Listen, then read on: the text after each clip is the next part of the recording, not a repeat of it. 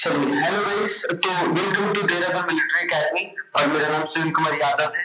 और आज हम लोग बहुत ही शानदार तरीके से डिस्कस करेंगे पार्ट 2 या फिर बोला जाए लेक्चर नंबर जो 2 है उसको डिस्कस करेंगे ज्योग्राफी का।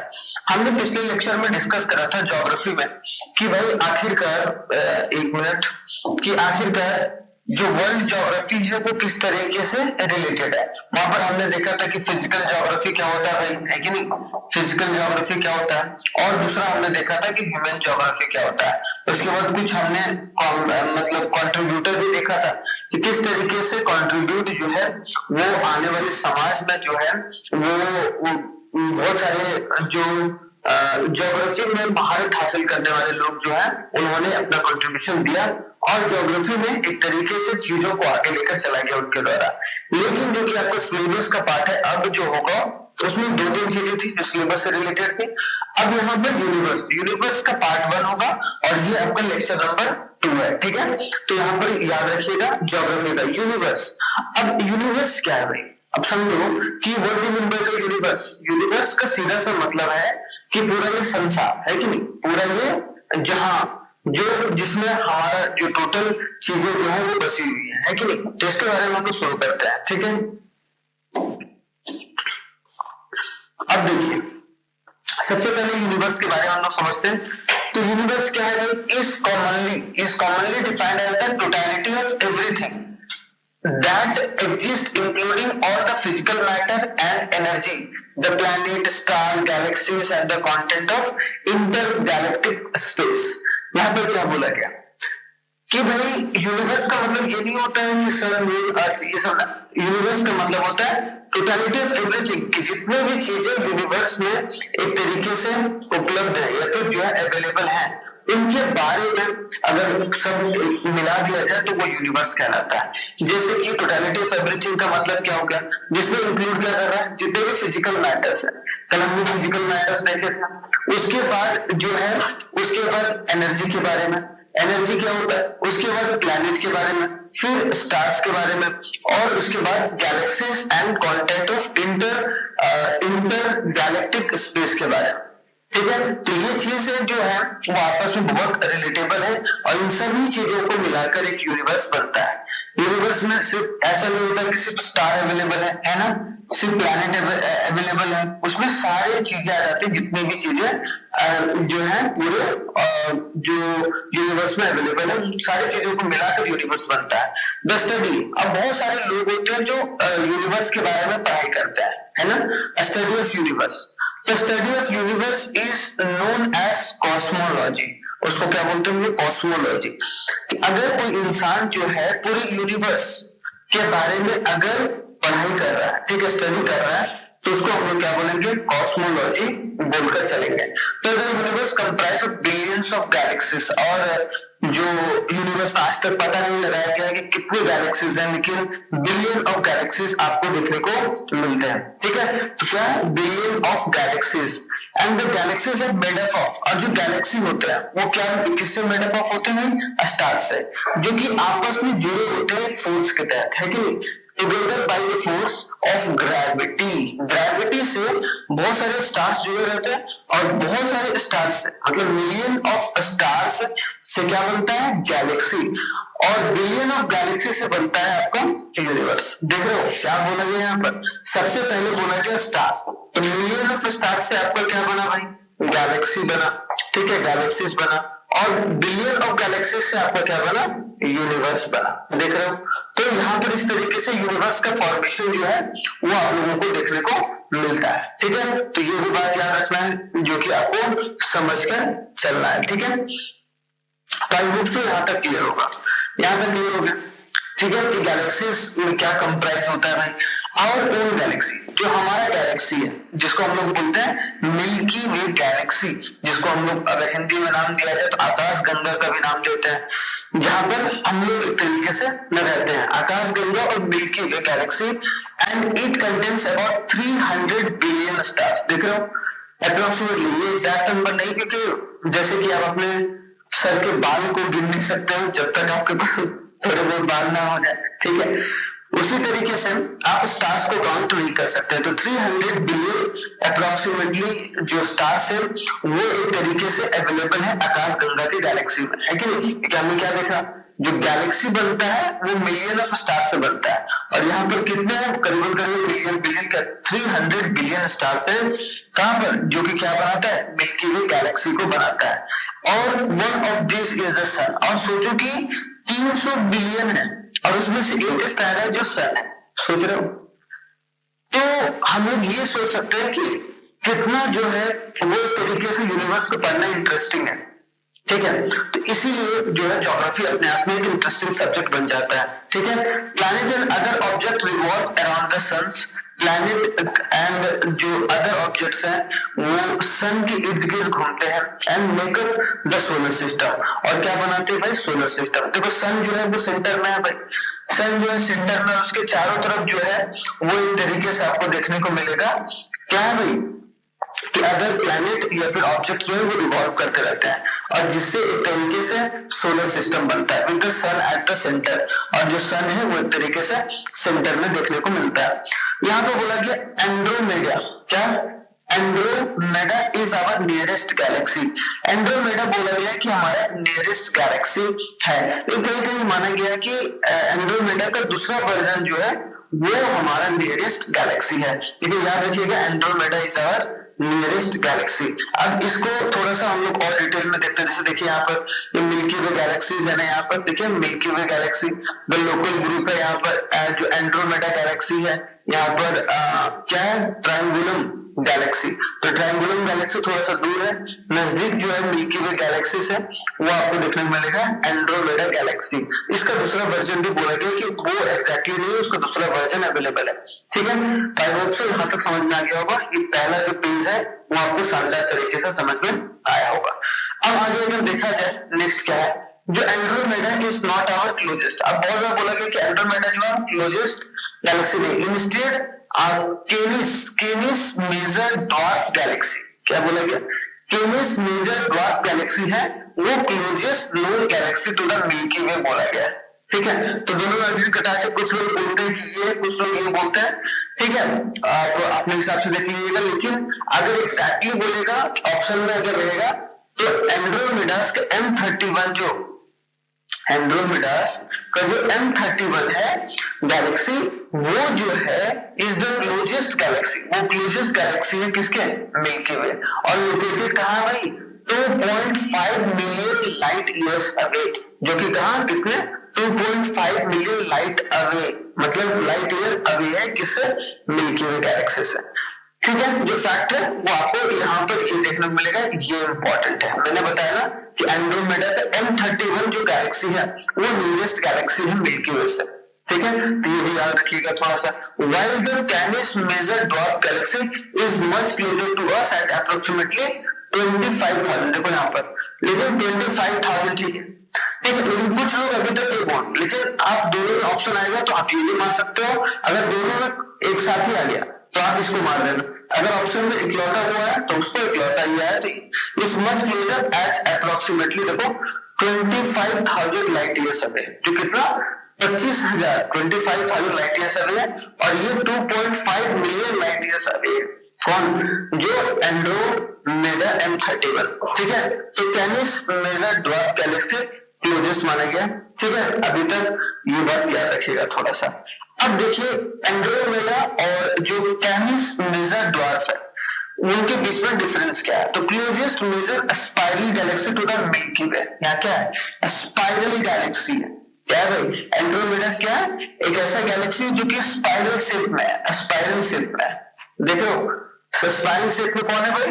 एंड्रोमेडा। देखो देख रहे हो यहाँ पर स्पाइरल एंड्रोमेडा, ठीक है?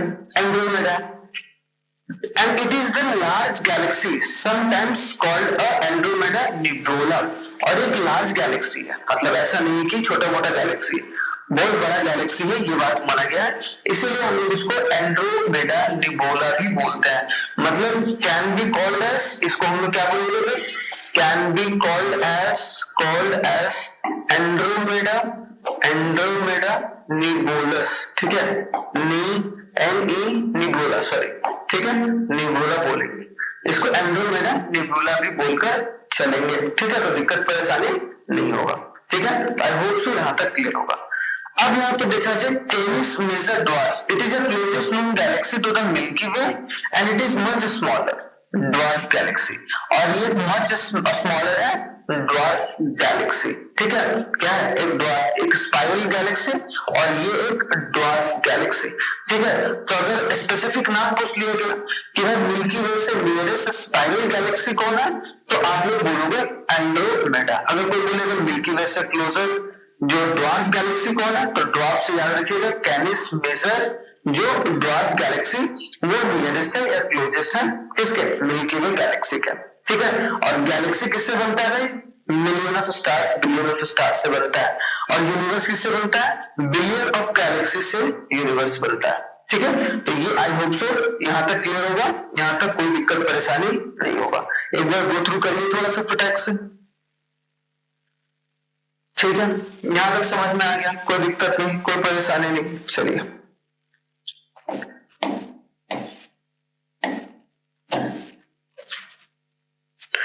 आगे देखा जाए। आवर ओन गैलेक्सी, जो हमारा अपना गैलेक्सी है, क्या बोला गया, जो हमारा अपना गैलेक्सी है उनका नाम क्या है, our own galaxy is called the Milky Way galaxy, जिसको क्या बोलते हैं हम लोग, मिल्की वे गैलेक्सी बोलते हैं, जो आकाश गंगा के नाम से भी जाने जाते हैं भाई, है कि नहीं। तो यहाँ भी याद रखिएगा, जो कि कंटेन 300 मिलियन स्टार्स करते हैं भाई, and one of these is a sun, planet and other objects revolve around the sun, और planet होते हैं और अदर, और ये वाला हमने देखा कि एंड्रोमेडा जो है नियरेस्ट गैलेक्सी है अगर स्पाइरल गैलेक्सी के रूप में देखा जाए।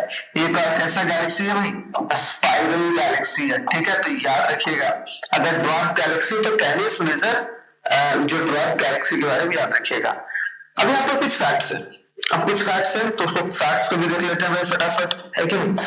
फैक्ट्स में क्या है ये देखिए, फैक्ट्स में पहला बोला गया इन 1840 जो Ptolemy propounded the theory of the earth was centre of the universe. क्या बोला गया, प्लॉटलेमी ने एक पूरा स्टडी करा हुआ यूनिवर्स को, उसमें उन्होंने ये बात बोला थ्योरी भाई अर्थ जो है वह सेंटर ऑफ द यूनिवर्स, कि अगर पूरी यूनिवर्स है, कोई भी मतलब एक यूनिवर्स है, यूनिवर्स के सेंटर में जो है वो एक तरीके से आपको कौन देखने को मिलता है, अर्थ देखने को मिलता है, and sun and the other heavenly bodies revolve around it. और ये बोल रहा है, क्या बोल रहा है भाई, कि सेंटर में, सेंटर मतलब अर्थ was the centre of the universe, और जो सन है और जो अदर हेवनली बॉडीज है, अदर प्लैनेट्स है, अदर जितने भी सारे स्टार्स हैं वो रिवॉल्व कर रहे हैं सन के अराउंड। देखो तो इनका कॉन्सेप्ट थोड़ा सा अलग था।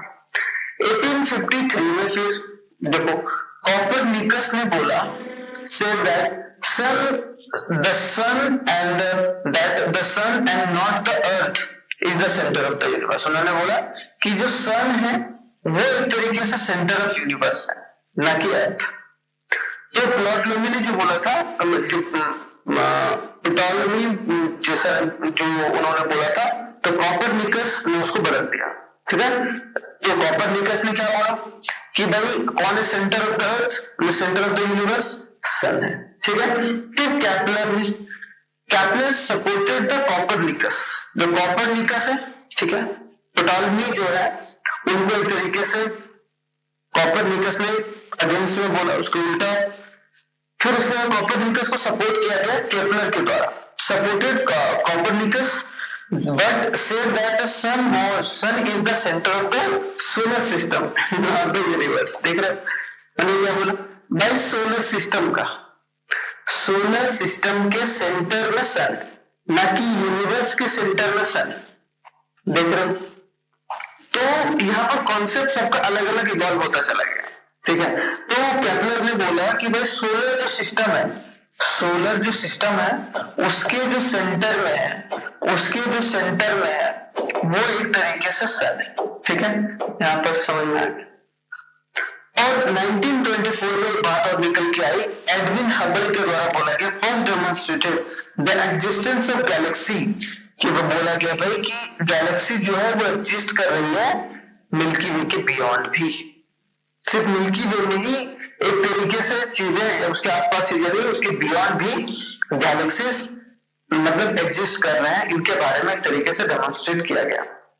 तो चीजों को समझ के चीजों को आप आराम से यहाँ पर देख सकते हैं, ठीक है। चलिए, आई होप सो यहाँ तक क्लियर होगा।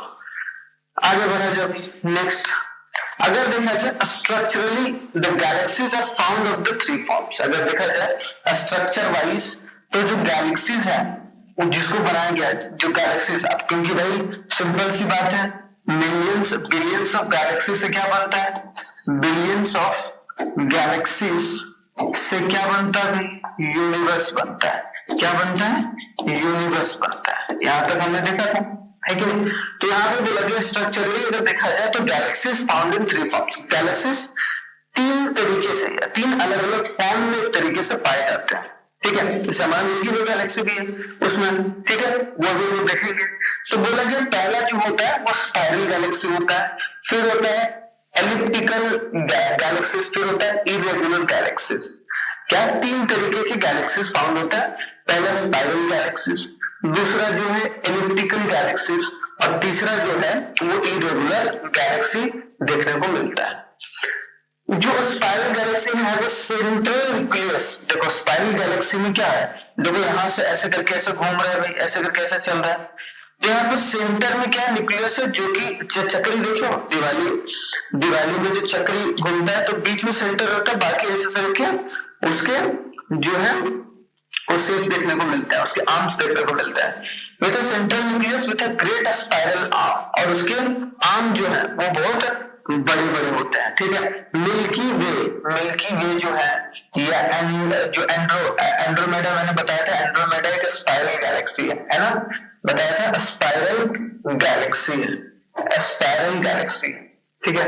अब एग्जांपल किसके है भाई, स्पाइरल गैलेक्सी के। तो कोई बोलेगा स्पाइरल गैलेक्सी के परफेक्ट एग्जांपल कौन है, तो मिल्की वे, या फिर आप बोल सकते हैं जो एंड्रोमेडा, ठीक है। इलिप्टिकल जो गैलेक्सीज हैं आर विदाउट स्पाइरल आर्म्स, इनके पास जो स्पाइरल आर्म्स नहीं होते, एंड हैव अ, देखो यहाँ पर इलिप्सॉइड शेप, क्या होता है, इलिप्सॉइड शेप। इलिप्सॉइड शेप देख रहे हो, मतलब एक तरीके से ऐसे इलिप्सॉइड ऐसे करके एक जगह इसका कोई शेप एंड साइज में इलिप्सॉइड है, ठीक है। इरेगुलर गैलेक्सी जिसका कोई शेप ही नहीं होता है, ये इलिप्सॉइड है और इसका कोई शेप नहीं, कभी इधर है कभी इधर है कभी इधर है कभी इधर है, इस तरीके से चीजें जो है वो चलती है, मतलब इरेगुलर भी होता है। तो एक तो होता है इलिप्टिकल, एक होता है इरेगुलर जो गैलेक्सीज हैव नो शेप, जिसका कोई शेप नहीं होता है। गैलेक्सी सिस्टम ऑफ मिलियंस और billions of stars held together by the gravitational attraction between the gas and dust. तो वो हमारे क्या होता है, गैलेक्सीज बनाता है। गैलेक्सी किससे बनता है भाई, मिलियन बिलियन ऑफ स्टार्स, जो कि किससे अटैच रहते हैं भाई, ग्रेविटी से अटैच रहते हैं। और वो ग्रेविटी से अटैच क्यों होते हैं, क्योंकि वो किसके ग्रेविटेशनल फोर्स के अंदर गैस और डस्ट के बीच में, together by the gravitational attraction between gas and dust, कि जितने भी गैस और जितने भी डस्ट अवेलेबल रहते हैं उससे एक तरीके से अट्रैक्शन होता है। अगर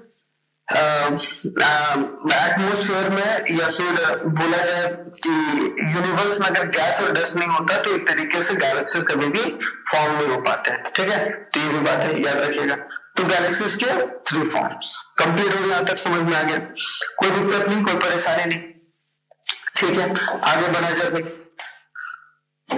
आगे अगर देखा जाए इवोल्यूशन ऑफ यूनिवर्स, अब यूनिवर्स कैसे इवॉल्व हो, धीरे धीरे देखिए यूनिवर्स ने कैसे अपना शेप और साइज जो है उसमें जो चेंजेस देखने को मिल रहा है as per the scientifically proven reason. तो सबसे पहले बोला गया बिग बैंग थ्योरी, बहुत इंपॉर्टेंट थ्योरी है भाई, फिजिक्स में भी आपने पढ़ना है इसको, ठीक है। तो यहाँ पर है the three main theories put forward to explain the origin and evolution of the universe, कि यूनिवर्स कहाँ से आया या यूनिवर्स किस तरीके से बदल रहा है आगे चलकर बदलेगा या बदला, उसके बारे में एक तरीके से हम लोग बिग बैंग थ्योरी में पढ़ते हैं, जो किसके द्वारा प्रपोज किया गया था, जॉर्ज आर लेमेंट्रे, ठीक है। Big bang was the explosion that occurs 13.8 billion years ago। क्या बोल रहे हैं कि एक एक्सप्लोजन था, नहीं होता कि भाई कोई चीज एक्सप्लोर होने की वजह से बाद में वहां से, जैसे मान लो कि अगर आपको एग्जांपल देता हूं, थोड़ा फनी है, माइंस कोयला है, अब कोयले में यहाँ पता चला कोयला है, ठीक है, अब वहां पर हम विस्फोट किए तो वहां से कोयला निकला, ठीक है, तो सेम उसी तरीके से अगर ऐसा कुछ बोला जाए तो बिग बैंग जो है was the explosion that occurs, जो बोला जाए 13.8 बिलियन ईयर्स एगो जो है वो एक एक्सप्लोजन हुआ था। क्या हुआ था? बिलियन ईयर्स एगो एक एक्सप्लोजन हुआ था, लीडिंग टू द फॉर्मेशन, जिसकी वजह से क्या फॉर्म हुआ भाई? Galaxies of stars. Galaxies of stars मतलब ऐसे गैलेक्सी जिसमें बहुत सारे स्टार्स देखने को मिलते हैं। देखो एक्सप्लोजन होने के बाद जो क्वांटम फ्लक्चुएशन, उसके बाद इन्फ्लेशन, उसके बाद after below the light pattern 3,75,000 years, dark ages ये वाले हैं, development of galaxies and planet की किस तरीके से गैलेक्सीज और जो प्लैनेट डेवलप हुए, उसके बाद यहाँ पर डार्क एनर्जी एक्सेलरेशन एक्सपेंशन की डार्क एनर्जी का किस तरीके से एक्सपेंशन हुआ है ना। तो बिग बैंग थ्योरी जिस तरीके से डेवलप हुआ है तो वो एक तरीके से आपको देखने को मिलेगा 13.77 बिलियन ईयर को, जिसको अप्रोक्सीमेटली हम लोग 13.8, वैसे एग्जैक्टली अगर देखा जाए तो कितना है 13.77 ईयर्स एगो, है कि नहीं ये, लेकिन अभी 3.8 हो गया, ठीक है। तो यहाँ पे फर्स्ट स्टार इज अबाउट, अब जो पहला स्टार जो फॉर्म हुआ था वो 400 बिलियन ईयर्स एगो हुआ था। तो सोचो यहाँ एक्सप्लोजन हुआ क्वांटम फ्लक्चुएशन की वजह से, और उसकी वजह से धीरे धीरे करके डेवलप होता चला गया गैलेक्सीज, प्लैनेट वगैरह, और उस तरीके से पूरा एक यूनिवर्स बन गया। देख लो ये पूरा एक तरीके से यूनिवर्स, इसमें सारे गैलेक्सीज, प्लैनेट वो सब सारे, तो ये बिग बैंग जो थ्योरी को एक तरीके से डिनोट करता है, leading to the formation of galaxies and the other heavenly bodies, कि जितने भी प्लैनेट हैं, जो गैलेक्सीज हैं, उनको जो फॉर्म करने के बारे में यहाँ पर बताया गया कि बिग बैंग थ्योरी से किस तरीके से फॉर्म हुआ, इवॉल्व हुआ यूनिवर्स, ठीक है। आई होप सो ये चीज समझ में आ गया होगा। बिग बैंग थ्योरी नाम याद रखिएगा, जॉर्ज लेमैट्रे, ठीक है, लेमैट्रे, ठीक है, लेमैट्रे।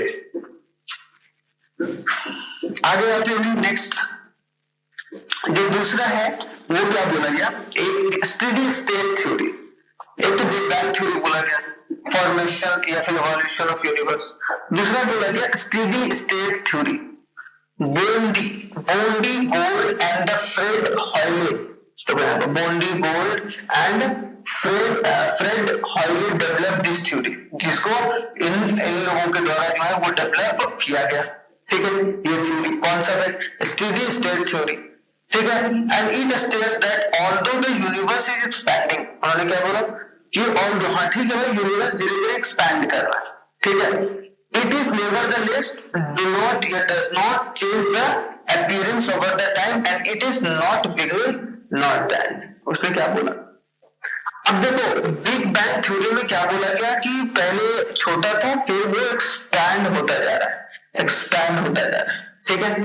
लेकिन ये क्या बोला कि it says that although the universe expanding, universe expand तो कर रहा है, लेकिन it does not change the appearance, कि अपनी अपीयरेंस को चेंज नहीं कर रहा है, जैसे पहले अपीयर करना था वैसे वो भी अपीयर कर रहा है। जैसे मान लो कि बचपन में चेहरा जिसका इस तरीके से, जवानी में चेहरा उसी तरीके से, बुढ़ापे में भी उसी तरीके से चेहरा, ठीक है। जैसे चेहरा तो बदलता है, तो थोड़ा सा चेहरा का शेप एंड साइज तो बदलता रहता है, ठीक है। तो बोलो कि सिर्फ शेप चेंज कर रहा है, ठीक है, मतलब देखो ये देखो सारी चीज में एक ही है, लेकिन यहाँ पर देखो दूर दूर जा रहा है, पहले ये पूरा क्लोज था, फिर थोड़ा दूर गया, फिर ये दूर गया, तो ये बिग बैंग थ्योरी है। Matter dilutes as the universe, कि जैसे जैसे यूनिवर्स बड़ा होते चला जा रहा है वैसे वैसे मैटर जो है डाइल्यूट होता चला जा रहा है, मतलब मैटर डाइल्यूट होते चला जा रहा है जैसे जैसे यूनिवर्स एक्सपैंड हो रहा है। ये स्टूडेंट बोला कि matter is constantly created as the universe expanded, कि जैसे जैसे यूनिवर्स एक्सपैंड हो रहा है वैसे वैसे मैटर का फॉर्मेशन भी और ज्यादा बढ़ रहा है। देख रहे बोल रहा है मैटर जो है वो और भी एक तरीके से फॉर्म होते चले जा रहे हैं। तो इनका ये मानना है स्टेडी स्टेट कॉस्मोलॉजी के तहत, ठीक है। कॉस्मोलॉजी इसलिए बोला गया कि cosmology is the study of the universe. क्या होता है? स्टडी ऑफ यूनिवर्स, ठीक है। तो इन्होंने क्या बोला भाई, सिंपल सी बात है, स्टेडी स्टेट मतलब एक ही जैसा स्टेट बना के रखा हुआ, बस एक्सपैंड कर रहा है और चीजें सेम रहेंगी उसमें, ठीक है। आई होप सो स्टेडी स्टेट थ्योरी जो है वो आपको समझ में अच्छे तरीके से आ गया होगा। क्लियर हो गया यहाँ तक? कोई दिक्कत परेशानी नहीं, ठीक है। अब देखो भाई आगे आगे अगर देखा जाए तो क्या बोला गया, अब एक और आया थ्योरी भाई, क्या बोला गया, बिग बैंग और स्टडी वाले के बाद क्या है, पल्सेटिंग या क्या pulsating theory. According to this theory, the universe is supposed to be expanding and contracting alternatively. क्या बोल रहा है कि जो यूनिवर्स है वो फैल भी रहा है सिकुड़ भी रहा है, फैल भी रहा है सिकुड़ भी रहा है, ऐसा नहीं कि एक्सपैंड करते जा रहा है, जो कि बोला गया बिग बैंग थ्योरी में भी। बिग बैंग थ्योरी में बोला गया कि जैसे जैसे यूनिवर्स एक्सपैंड कर रहा है उसके मैटर्स भी एक्सपैंड हो रहे हैं। स्टेडियम में बोला नहीं, जैसे जैसे यूनिवर्स एक्सपैंड हो रहा है उसके मैटर भी एक्सपैंड हो रहा है, लेकिन यहाँ बोला गया क्या कि यूनिवर्स एक्सपैंड तो कर रहा है लेकिन साथ ही साथ कॉन्ट्रैक्ट भी कर रहा है, ठीक है। एंड ली pulsating alternately pulsating at present the universe is expanding, और इन्होंने बोला कि अभी जो यूनिवर्स है वो एक्सपैंड कर रहा है, अभी बढ़ रहा है, देख रहे हो, और बोला फिर बोलेगा कुछ दिन के बाद क्या होगा कि ये कॉन्ट्रैक्ट करने लगेगा। तो इनका ये मानना था कि एक्सपैंडिंग यूनिवर्स भी है, कॉन्ट्रैक्टिंग यूनिवर्स भी है, ठीक है। तो याद रखिएगा, नासा हैज लॉन्च्ड, तो नासा ने लॉन्च करा है, नासा जो कि आपको देखने को मिलेगा अमेरिका की स्पेस एजेंसी है कि नहीं, अमेरिका की स्पेस एजेंसी है, has launched the cosmic background explore COBE and WMAP mission to study the radiation of Wilson microwave anisotropy probe present in the universe, कि जो माइक्रोवेव जो एनिस्ट्रॉफी प्रोब जो प्रेजेंट किया गया यूनिवर्स में उसके बारे में स्टडी करने के लिए जो नासा ने एक तरीके से जो है स्टडी करना स्टार्ट कर दिया है, लॉन्च किया है एक कॉस्मिक बैकग्राउंड एक्सप्लोरर, जो कि पता लगाएगा कि सच में क्या हमारा यूनिवर्स एक्सपैंड कर रहा है या क्या हमारा यूनिवर्स जो है वो सिकुड़ रहा है, कॉन्ट्रैक्ट हो रहा है, तो इनके बारे में जो है वो स्टडी यहाँ पर करवाया जाएगा, ठीक है। तो ये बात समझ में आ गया होगा आप लोगों को, ठीक है, यहां तक समझ में आया। चलिए भाई, यहां तक कोई दिक्कत नहीं, आगे देखा जाए। आगे देखा जाए स्टार्स के बारे में, क्या भाई यूनिवर्स के बारे में थोड़ा सा हमने बेसिक समझ लिए, अब आते हैं थोड़ा सा स्टार्स के बारे में। स्टार्स क्या है, अभी हमने देखा सिंपल सा, मैंने बार बार बता रहा हूं अभी कि क्या हो रहा है भाई, क्या हो रहा है कि बिलियंस ऑफ गैलेक्सीज क्या बना रहा है, बिलियंस ऑफ गैलेक्सी यूनिवर्स बना रहा है, और मिलियन या बिलियन ऑफ स्टार्स, मिलियन या billions of stars, billion of stars क्या बना रहा है, गैलेक्सीज बना रहा है, गैलेक्सी बना रहा है, ठीक है, यूनिवर्स बना रहा है, VERSC, ठीक है। अब स्टार्स जो है, stars are heavenly bodies, stars जो है वो एक हेवनली बॉडीज है जो कि made up of hot burning gases, कि जो गैसेस का बर्निंग, हॉट जो पूरे गर्म गैसेस की बर्निंग हो रही है उसकी वजह से स्टार्स एक तरीके से बन रहे हैं, और they produce their own light, और इनका अपना लाइट होता है, ठीक है, they produce their own light. जो न्यूट्रॉन स्टार है is about 20 kilometre in the diameter and has a mass of about 1.4 times of that of star. देख लो, एक स्टार है न्यूट्रॉन स्टार, ठीक है, क्या है भाई, न्यूट्रॉन स्टार, जो कि जिसका डायमीटर कितना है भाई, 20 किलोमीटर है, ठीक है, ये डायमीटर पूरा हो गया, एंड उसका मास, जो उसका वजन है, मास, वो सन से 1.4 टाइम्स है, ठीक है, 1.4 टाइम्स देन सन, ठीक है, यहां पर देखने को मिल रहा है, कोई दिक्कत नहीं, कोई परेशानी नहीं, ठीक है।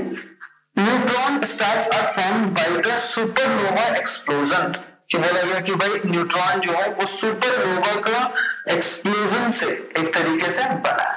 The pulsar is highly magnetized and rotating neutron stars, और जो पल्सर है एक स्टार है वो हाईली मैग्नेटाइज है, एक रोटेटिंग जो रोटेट करता हुआ न्यूट्रॉन स्टार है। न्यूट्रॉन स्टार का एक टाइप है पल्सर जो कि हाईली मैग्नेटिक है, मतलब जिसमें ग्रेविटी है, मतलब जो मैग्नेट खींच रहा है किसी चीज को बहुत शिद्दत से उसको बोलेंगे बहुत शिद्दत से। तो चीजों को थोड़ा सा इंटरेस्टिंग बना के चलिए तो मजा भी आता है पढ़ने में। लेकिन अब देखो the stars colour indicates the temperature of its surface. अब कभी कभी स्टार्स जो होते हैं थोड़ा बहुत उनका कलर भी अलग अलग होता है, ठीक है, कभी कभी हम लोग दिखाई देता है अलग अलग कलर का, तो वो ये इंडिकेट करता है कि उसका टेम्परेचर कैसा है, ठीक है। And blue colour denotes the maximum temperature. अगर स्टार जो है वो ब्लू कलर का है तो वो मैक्सिमम टेम्परेचर को डिनोट कर रहा है। क्या डिनोट कर रहा है भाई? मैक्सिमम टेम्परेचर को। And white, yellow, orange, red star have sequentially declined ranges of temperature। सबसे ज्यादा ब्लू का होता है, उसके बाद व्हाइट का होता है, फिर उसके बाद आपको देखने को मिलेगा येलो का देखने को मिलेगा टेम्परेचर। तो धीरे धीरे टेम्परेचर इसका होगा, फिर इसका होगा, कम होते हुए क्रम में। फिर उसके बाद ऑरेंज है, ठीक है, और ये डिक्लाइनिंग रेंज टेम्परेचर है, सबसे ज्यादा उसका होता है, फिर इसका, फिर इसका, फिर इसका, ठीक है। तो सबसे कम अगर देखने को मिलेगा तो रेड स्टार का, ठीक है। तो याद रखिएगा सबसे कम टेम्परेचर किसका है? रेड स्टार का। तो ये थोड़ा सा याद रखिएगा, इंपॉर्टेंट है। ब्लू का मैक्सिमम टेम्परेचर रहता है स्टार का, व्हाइट, फिर येलो, फिर ऑरेंज, फिर रेड, ठीक है। तो ये बात याद रखिएगा, थोड़ा सा इंपॉर्टेंट है, ठीक है। आई होप सो यहाँ तक कंप्लीट होगा और ये चीजें समझ में आ गई होंगी। अब आगे अगर देखा जाए तो देखिए, आगे अगर देखना चाहे life cycle of the star, कि स्टार की क्या क्या लाइफ साइकिल है। अब स्टार जो होता है उसका भी लाइफ साइकिल होता है भाई। अब जैसे एक स्टेलर नेबुला है, ठीक है, इससे मान लो कि एक्सप्लोजन हो, उससे एक एवरेज स्टार निकला, एक मैसिव स्टार, एक जो छोटा मोटा स्टार, ये देखो ब्लू हाईएस्ट टेम्परेचर वाला है ना, और ये थोड़ा सा व्हाइट और येलो है, ठीक है, व्हाइट और येलो है। फिर यहाँ पर देखने को मिलेगा आपको रेड है कि नहीं, फिर रेड सुपर जायंट है। तो मान लो कि मैसिव स्टार से रेड सुपर जायंट बनता है, फिर उसके बाद सुपरनोवा हुआ, सुपरनोवा से क्या बना? न्यूट्रॉन स्टार, और इधर से ब्लैक होल एक तरीके से जनरेट हो गया। अब यहाँ पर अगर देखा जाए तो एवरेज स्टार है, एवरेज स्टार कन्वर्ट किसमें होता है? रेड जायंट में। फिर प्लैनेटरी, एक प्लैनेटरी नेबुला में कन्वर्ट होता है, मतलब प्लैनेट्स में कन्वर्ट होता है। उसके बाद व्हाइट ड्वार्फ में एक तरीके से कन्वर्ट हो जाता है, मून टाइप में देखने को मिल रहा है ना। तो चीजें देखो सब चीज अलग अलग है। स्टेलर नेबुला से एवरेज स्टार और मैसिव स्टार जनरेट होता है। एवरेज स्टार से फिर जायंट स्टार, फिर जायंट स्टार से प्लैनेटरी नेबुला, फिर व्हाइट ड्वार्फ, ठीक है, फिर क्या है? White dwarf. I hope so आपको ये चीजें समझ में आ गई कि white dwarf, stellar nebula, massive star, red giant, red supergiant, supernova, और फिर ये एक्सप्लोजन होता है। फिर आगे इस तरीके से ये इधर भी जा सकते हैं, इधर भी जा सकते हैं, ठीक है, मतलब न्यूट्रॉन स्टार भी हो सकता है ये। तो ये सब सारी चीजें जो है आपको देखने को मिलेगा न्यूट्रॉन स्टार के जैसा चीजें जो है आगे बढ़ी है, ठीक है। तो ये न्यूट्रॉन स्टार के भी जन्म दे सकता है सुपरनोवा, ठीक है। तो आई होप सो यहाँ तक कंप्लीट होगा, ठीक है। अब देखते हैं कि जो evolutionary stage of the stars, जैसे कि हमने देखा यूनिवर्स का जो स्ट्रक्चरली किस तरीके से इवॉल्व किया 3 स्टेजेस में, या फिर 3 अलग अलग तरीके कैसे बताया गया भाई। यहाँ पर अगर देखा जाए तो यहाँ पर क्या देखा जाए, तो देखा जाए तो पहला क्या बोला गया? Protostars. It is the stage where the helium core becomes increasingly heavy. जहां पर हीलियम जो कोर है, हीलियम का जो कोर है वो एक तरीके से आपको ज्यादा देखने को मिलेगा प्रोटोस्टार्स में, ठीक है। And complete with expanding of outer layer, और इसका जो आउटर लेयर है वो एक तरीके से एक्सपैंड कर रहा है, ठीक है। कौन? प्रोटोस्टार। रेड जायंट है is a stage of result into a swelling and reddening of the outer region, कि आउटर रीजन जो होता है वो एक तरीके से क्या होने लगता है? रेड होने लगता है। मैंने दिखाया कि आउटर रीजन जो है वो रेड होने लगा। Such star gigantic dimension is called a red star, और ये बहुत बड़ा होता है इसलिए हम लोग इसको रेड स्टार के नाम से भी जानते हैं, बहुत बड़ा होता है। White dwarf is the mass of the star relatively smaller like that of sun, की बहुत जिसका मास जो रहता है वो कम रहता है जैसे कि सन का है, ठीक है। Gases that reach the outer layer are expelled, कि outer layer में वो थोड़ा सा expel कर जाता है। As these expelled gases cools and contract, the star becomes a white dwarf। और जो गैसेस जब एक्सपेल्ड हो रहा है तो वो गैसेस कूल होता है, कॉन्ट्रैक्ट होता है, एंड द स्टार जो वो स्टार क्या बिकम हो जाता है? व्हाइट ड्वार्फ बन जाता है। तो देखो रेड जायंट हो गया, प्रोटोस्टार्स हो गया, या फिर व्हाइट ड्वार्फ हो गया, ये तीनों एक तरीके से आपके एग्जाम पॉइंट ऑफ व्यू से आपको इंपॉर्टेंट देखने को मिलता है, ठीक है। तो आई होप सो यहाँ चीजें आपको कंप्लीट होंगी, यहाँ तक चीजें भी समझ में आई होंगी, है ना। चलिए आगे अगर देखा जाए stars, brightest stars outside the solar system is the, क्या है भाई, सिरियस। ब्राइटेस्ट जो बहुत चमकीला स्टार होता है आउटसाइड द सोलर सिस्टम, उसका नाम क्या है, जो सिरियस, सिरियस देखो सीरीज, ठीक है। कॉल्ड द डॉग स्टार, जिसको हम लोग नाम क्या देते हैं, डॉग स्टार के नाम से भी जानते हैं। तो एक फैक्चुअल बात है जो कि sir, closest star to our solar system is a Proxima Centauri, ठीक है। क्या बोलेंगे, क्लोजेस्ट स्टार है जो कि हमारे सोलर सिस्टम से, और प्रॉक्सिमा सेंचुरी है, ठीक है। एंड 4.2 लाइट ईयर्स अवे है, जो कि अल्फा सेंचुरी से फॉलो कर रहा है। उसके बाद कौन है, Alpha Centauri 4.3 light years away. And Barnard star, उसके बाद बार्नेट स्टार से 5.9 लाइट ईयर्स अवे। तो देखो सबसे पहले प्रॉक्सिमा सेंचुरी, उसके बाद आपको देखने को मिलेगा अल्फा सेंचुरी, उसके बाद बर्नेट स्टार्स जो हैं वो एक तरीके से आपको देखने को मिलेंगे, ठीक है। तो आई होप सो ये चीजें कंप्लीट होंगी जो कि आपको समझ के चलना है, ठीक है। तो आई होप सो यूनिवर्स का पहला पार्ट जो होगा वो आपको समझ में आ गया, ठीक है। क्या समझ में आया है, यूनिवर्स का पहला पार्ट, ठीक है। यूनिवर्स का पहला पार्ट समझ में आ गया, कोई दिक्कत नहीं, कोई परेशानी नहीं। अब हम लोग यूनिवर्स का जो सेकंड पार्ट है वो जल्दी करेंगे, नेक्स्ट करेंगे। तब तक आप लोग बहुत बहुत ख्याल रखिएगा अपना। थैंक यू वेरी मच, जय हिंद, मिलते हैं नेक्स्ट वीडियो में।